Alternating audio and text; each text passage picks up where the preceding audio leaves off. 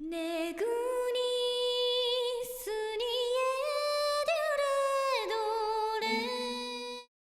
Hello everyone, I'm Swift Shadow, and today we're going to be talking about artifact routes. Now, I know I'm a little bit late to this party and plenty of other YouTubers have already been putting videos out on this topic recently. I've been working on this video for about 2.5 weeks now, but it's taken a lot longer to put together than I originally thought due to some IRL stuff. Hopefully this is still going to be a worthwhile resource for you all, and maybe it'll be a bit better put together than what some other YouTubers have put out recently. I put a good amount of time and effort into this. Now before we get too far, I need to give some credit where credit is due. We're covering a total of 16 different routes today, and 14 of those 16 come from the Genshin Impact interactive map. There's an artifact route feature there, and I've been using that for about the last 3.5 weeks. 14 of these routes come from there. They are slightly modified based on my own changes, but the bases came from there, so there's going to be a link to the map in the description down below. In addition to this, I'd also like to give some credit to fragstrat.com. The initial versions for 2 of the additional routes, the Tiancho Valley route and the Second Stone Gate route, came from here, so there's going to be a link to that website in the description as well. It's also very worth noting that this video is only going to focus on routes that do respawn. On the interactive map and some other resources, you might see places where you can get one-time artifacts, and I've intentionally omitted those from this video to get rid of any confusion on which places do respawn and what doesn't. Now that we have that credit out of the way, let's give a brief description on what these artifact routes actually are. These are routes that you can farm on a daily basis. It's a 24-hour respawn timer for every spot except for one, which we will mention later, and these spots give you fodder artifacts that you can use to upgrade artifacts that are actually useful. Now, I have had some instances where part of these routes have respawned in less than that 24-hour period, but I wasn't able to get these spawns consistently and I have no clue what caused them. That's also part of the reason why this video took longer. I was looking into seeing why these early spawns were happening and I came up empty. So if any of you have seen instances like this or can attest to that, feel free to let me know down in the comments. I'm actually pretty interested in this. In addition to this video guide, I've also put together a high-resolution image of a map of Liyue that shows all 16 of these routes that we're going to go over today. Huge credit to Neutrat on the miHoYo forums for creating the blank image of this map. I went through and added all of the artifact routes over top of it, but this map wouldn't exist without their contribution. Now, this map is from a closed beta test version of the game from back in April, so there are a little bit of discrepancies in terms of detail on the map, but this is the most detailed version of the map that I could find, so I wanted to go with this. I'd recommend that everybody downloads this image of the map and zooms in on it in whatever image previewing software that you have, so that you can get a good view of each of the routes as you're going through and doing your farming. I'm also going to be showing an image of each of the routes on the video as we go through them so that you can see how they correspond to the gameplay as well. Now, these artifact routes consist of 2 main things. First off, we have artifact investigation spots. These are indicated on the map with solid circles with solid lines leading to them. These artifact spots are points on the map that you can investigate and they will pop out different artifacts. There are 3 different drop chances that you can get here. You can either get 1 1-star artifact, 2 1-star artifacts, or 1 2-star artifact from them. Across all of these routes, we're going to be hitting a total of 49 different investigation spots, and if you get the worst luck possible, which I've personally never seen, and only get 49 1-star artifacts, then you're still getting a total of 20,000 XP. When I'm running this route on a daily basis, I normally get at least 70 artifacts, which ends up being about 30,000 XP instead. In addition to those investigation spots, I've also taken the liberty of putting down optional boss fights that you can take along these routes, which will have a chance at dropping artifacts. Unlike the investigation spots, these artifact drops actually do scale with your world level, so at world level 5, I'm getting 3-star and 4-star drops from these enemies. Now, these drops aren't 100% consistent, it is just a chance that you'll get these drops, so if you are extremely limited on time, you can skip these and just do the investigation spots, but I would heavily recommend against it. These spots are pretty well put into the routes, and you do have a chance at getting some better artifacts from them. I've listed all of these locations on the map using dotted circles with dotted paths going towards them. If you are going to skip out on these, you can take more direct paths just from the artifact investigation spots, and that might save you a few minutes overall on your farming time. Again, it's not going to be a huge difference, and I think it's very, very highly recommended to go and fight these enemies for a chance at more artifacts that you can use as fodder. In addition to these optional bosses, I'm also going to be hitting some Whopper Flowers along these routes as well. Now, these Whopper Flowers don't have a chance at dropping artifacts, so they aren't going to be listed on the map, but I'm going to be hitting them throughout the video because I really need the nectar. If you're in need of nectar as well for your characters or weapons, then feel free to make note of these points as well and hit them while you're doing these farms. Now, with all of that information out of the way, let's take a look at the routes. I'm not going to show all of the footage here. I'm going to speed some things up and also cut some of the combat out just to save you all some time going through this. But in real time, it takes just about a half hour to go through all 16 of these routes while hitting all of the optional fights that I've listed on the map as well. So this isn't a long farming time, and it also gets you a ton of artifact XP out of it as well. Let's start off with Route 1, which starts you at the waypoint at the very west side of Chinksa Village. To start this route, we're going to turn around and go directly to the bridge behind us. You can glide over across the side here, and what I like to do is I like to hit this flower here that spawns in a Whopper Flower and kill this for some nectar. Again, if you don't need nectar, you don't have to do this. Then after killing that, I go up towards this house here, and there is an urn to the side of it, and that's our artifact spot for this route. For Route 2, we're going to teleport to the other waypoint in Chinksa Village on the east side. For this route, again, we're going to start by turning around, and we're going to head to these boxes that are directly behind us, and that's artifact spot 1. Then from those boxes, we're going to cut across this diagonal here and glide over towards this bridge, and we can take the path up here to this cart full of urns, which is our second artifact spot for this route. And then after that, we're going to continue down the path towards this other house, and there is a cloth display in front of it, which is our last artifact spot for the route. For Route 3, we're teleporting over to the waypoint at Stone Gate and taking the path to the west. To start this route, turn to your right and go directly down these stairs. This will lead us next to Pomp Zhao, and the box next to him has an artifact spot. From here, we're going to be heading over to a Geovishat patchling. On the way there, I like to take these 2 mining material boxes. They can give you Iron Chunk, White Iron Chunk, or Crystal Chunk if you're really lucky. Then we can hop the ledge and glide over to the Geovishat patchling, and the route ends on completing this fight. Again, these do have a chance to drop artifacts. For Route 4, we're going to teleport back to the waypoint that we just used and instead take the path to the east. Now this route's a long one. We're going to start off by turning around and climbing the wall that's behind us. I like to head up towards this ledge so that I can stand here and refill my stamina. And then once I have about 200 stamina, which is that second tick on the stamina bar, I glide over to this other wall. We're aiming for the top of this wall where there's this little grass here. Once we reach the top, we can go around the corner of this hill to the house that's in front of us, and there's a table there, which has our first artifact spot. Then from here, I'm going to take a straight shot down to the pond over here, which has a Cryo Abyss Mage that we can kill for a chance at an artifact. Again, you can skip these if you don't want to fight them, but they're on the routes, they're good fights. After killing this Abyss Mage, I cut over across the path here, and we're heading towards this mountain. So I go a little bit out of the way here to hit the side, and the reason I do this is it makes the climb significantly easier. As you can see here, you can basically just hop up the majority of it, so then you don't have to worry about your stamina consumption.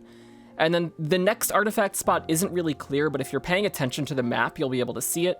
It's this bag here that's under this little cloth overhang.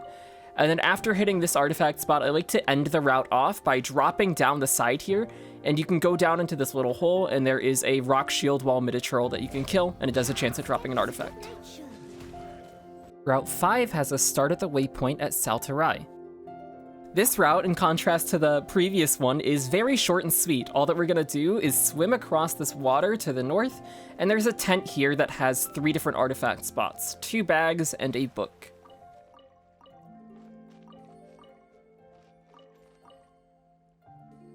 For Route 6, we're going to teleport to the Statue of the Seven to the south of Mingyun Village. This route has a bit of a long glide here, so we're going to head over to the west side and basically just glide over where Dandy is at that house, and we're aiming for this tent that you can see off in the distance. Once you get close to it, you can drop down, and inside the tent there are 2 bags. One has food, and the other is an artifact spot. For Route 7, we're going to be starting at the waypoint at the top of the Wangshu Inn. To start this route, we're just gonna run directly through the inn, and we're heading towards the side where the docks are. We're gonna jump off the ledge and land on the docks, and there is a box here that is our first artifact spot. From here, I like to stay on the docks and hit this other box for mining materials, and then we're gliding over to the other side of the docks where there are stairs that we're going to head up. From here, we're headed towards this house that you can see, and this house has two different artifact spots, one on these urns that are in front of it, and then if you move a tiny bit forward, you can see these chests which have another artifact spot. Then we're hitting two optional bosses, so we're gonna cut across the grass to this Geovishap hatchling that's over by the water and kill that. And then after we're done with that one, we're heading up towards the northeast to a Hilitrol camp. This camp has a rock shield wall Mitatrol in it, and you can kill that as well. For Route 8, we're going to be starting from the waypoint that's along the shore to the west side of the Wangshu Inn. Now this route is actually the longest route by far out of all of them. I like to start by killing this Cryo Whopper flower that's right by the water. Again, if you don't need nectar, you don't have to do this. Then I hit this mint that's in the center, and that spawns another Whopper flower as I go up to fight the Geovishap hatchling. So then they're both grouped together. I got a 4-star drop from the Geovishap hatchling. That's actually pretty nice. Then we're heading to this abandoned cart to get an artifact spot. You can also come up to the side here like I'm doing, and that's a Mora spot. You don't have to hit that, but it is there. Then from there, we're going to go up this hill. Again, this is for another Whopper flower, so if you don't need this, you can take a more direct path to the next artifact spot. The Whopper flowers, again, just don't drop artifacts. I'm just doing it for the nectar. There's also a Fatui in front of this house here that you can fight if you need Fatui mats, but we're aiming for this box here, which has an artifact. Then after we hit that box, we're headed over to the pier over here at the side, and you can see these two barrels that we're going for. That's an artifact spot. And then there's another box that I like to hit. Again, it's mining mats. They're not marked on the map. You don't have to hit them, but I like to do it anyways while I'm here. And then we're headed over towards this boat here that you can see, and this boat has an artifact spot. Now we're moving on to the single biggest artifact investigation spot out of any route that we're doing, and it's also one that spawns on a consistent 12-hour timer. So it's in here. There are 5 different artifact spots. This is on a 12-hour timer. You can hit this twice a day. So try to set your schedule up so that you can do all of the routes together once, and then 12 hours later just beeline to this spot and ignore the rest of the route. Then we're going up here into this Hilitrol camp. There is a rock shield wall Mitatrol that you can kill. You can kill the other Hilitrols as well if you need the mats, but if you don't, then just kill the rock shield wall Mitatrol for the artifact chance. And then after that, we're heading up the wall that's directly behind the Shamatrol. And when we climb up here, you can see there's up here this debris area, and that has our last artifact spot for the route. And we're also going to hit one other optional boss by just dropping down the ledge here. It'll spawn a Hydro Abyss Mage, which we can kill again for a chance at an artifact. For Route 9, we're going to be using the waypoint to the northwest of the waypoint that we just used. This route is pretty nice. It's got a lot of spots on it. So we're going to head up to the north, and there is a treasure hoarder camp that you can see the top of right here. Here there are, I believe, 5 treasure hoarders. You can kill them if you need their materials. If not, you can skip them. I like killing them because you're here anyways. And then after you kill them all, there are 3 different artifact investigation spots. One is on this bag. Then on the other side of the camp, there is another bag on the floor, and then there's a bag that's hanging from the side. After we hit all 3 of those spots, we're going to go down the path here, and you're going to end up right by the water, and there are these 2 abandoned, destroyed carts, and each one of those has an artifact spot in them. For Route 10, we're going to teleport to the waypoint at the southeast side of Mount Aozon. For this route, we're basically just going to go straight in front of us to the house that we can see. There are 2 artifact spots here. One is on the urn that's right in front of the house here, and then the other is slightly to the side of the house. There's a basket. Once we hit those 2 spots, we're going to head back the path towards the waypoint that we just used and head up that path. That'll lead us to a treasure hoarder camp. There are 3 treasure hoarders here that you can kill or skip if you don't want to fight them. And in this camp, there was a bag with an artifact spot. Route 11 will have us use the waypoint that's directly to the south side of Mount Aozon. So this route does have quite a bit of travel time, and we're going to be hitting 3 optional bosses at the end of it, which all have chances at giving artifacts. So to start, we're heading straight to the south of Mount Aozon, and you can see the straw roof here. This is where we're landing towards. There's an urn right here that has our first artifact spot, and then directly next to it, there's a box here that has our other artifact spot. Then we can go across this bridge. You're basically just heading towards the south here.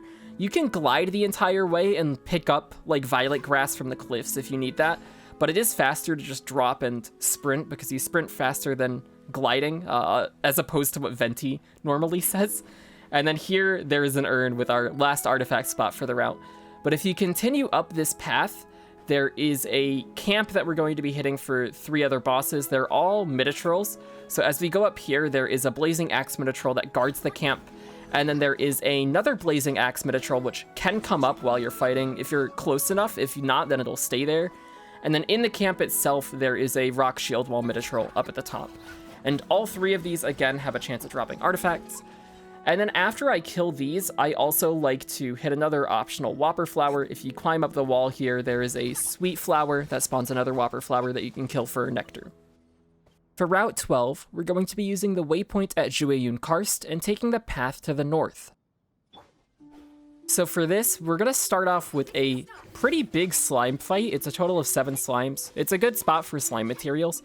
And then we're hitting another fight here because we're going towards this treasure hoarder camp, and of course that comes along with a treasure hoarder fight. So there are 3 treasure hoarders here at the camp. Again, kill them if you want, skip them if you don't.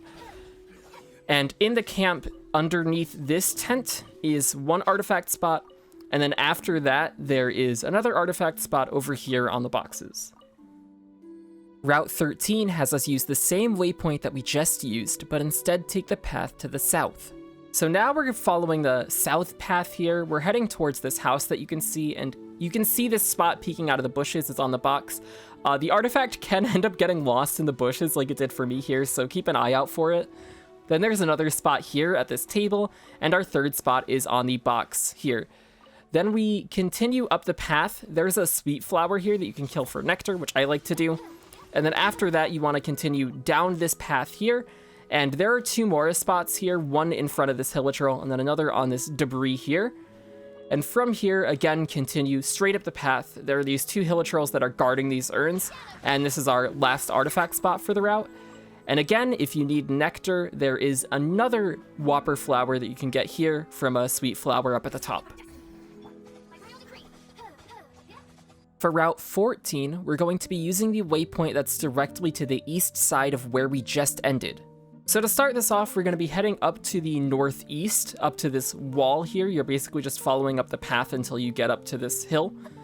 And then you want to climb up this wall, and it leads you directly into a Hilichurl camp, which has 2 bosses. There's a Rock Shield Wall Minotaur, and then there's also a Pyro Abyss Mage. Again, these both have a chance at dropping artifacts. Then after you complete these fights and clear out the camp, then you can continue down the path leaving from the camp, and there is an abandoned cart here that has a Mora spot. Then in front of the next Hilichurl, there is an artifact spot. Then from there, there is a barrel that is another artifact spot. Then from there, there's another barrel which has food. You can skip that. Then a Mora spot here, and then lastly, an artifact spot that's at this last barrel. And from here, I also like to go back up the path here, and there is a mining material spot on this barrel, and it leads you directly into another Rock Shield Wall Minotaur, which again has a chance at dropping an artifact. For Route 15, we're going to be using the waypoint that's present at Tiancho Valley. Now for this route, we're going to start off with a few optional fights that I actually normally don't hit on this route. It's these 2 Geovishap Hatchlings and the Electro Sisson Mage here. These actually get hit on another popular farming route, Lion and Oreos farming route, which I'll leave a link to in the description, and I'll also have a card to it if you want to check that out. But if you're doing that route, you don't actually have to hit these. Just for the purposes of this video, I wanted to show them off. After these fights are done, then we're going to head up through this path through the valley, and we're going to our first artifact spot, which is going to be at this debris here that you can see this Hilichurl at.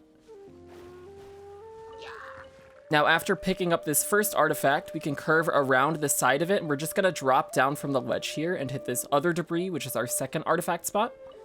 And then from this artifact spot, we're going to head up towards the northwest to this last pile of debris with another Hilichurl, and that's the last artifact spot we're hitting on this route. For our final route, Route 16, we're going to be using the waypoint that's directly to the east side of the Domain of the Wayward Path. This last route is actually really short. All that we're going to do here is head towards the south, and we're not really even taking a glide. We're just gonna throw ourselves off the cliff here and drop down to this tent that you can see at the bottom. Inside the tent, there are 4 different bags. Only one of them is an artifact spot. The rest, unfortunately, are all food. And that's it, all 16 of the artifact routes that we're going to be covering today. If you found this resource to be helpful, please give this video a like. It does actually help out the channel, and it lets me know that content like this is worth putting out there, and people actually enjoy it and find it useful. If you'd like to see some more Genshin Impact content from me, please consider subscribing to the channel as well. I'm going to be putting out more Genshin Impact content as I continue to play this game, which will probably be for quite a long time. I'm hoping that my flow of content is going to pick up as the new patch comes out in November, since there's probably going to be a lot more for me to cover on that. If you want to see some more live Genshin Impact gameplay from me, consider checking out my Twitch channel as well, twitch.tv/swiftshadow. A link is on screen and in the description down below. I've been streaming Genshin pretty regularly over the last few weeks, so if you ever have any questions about the game or want someone to talk to about the game, feel free to come by and hang out. I'd love to have more people to talk to about it. As always, thank you all for watching. I hope this video was helpful to you, and I hope you have a wonderful day or night wherever you are.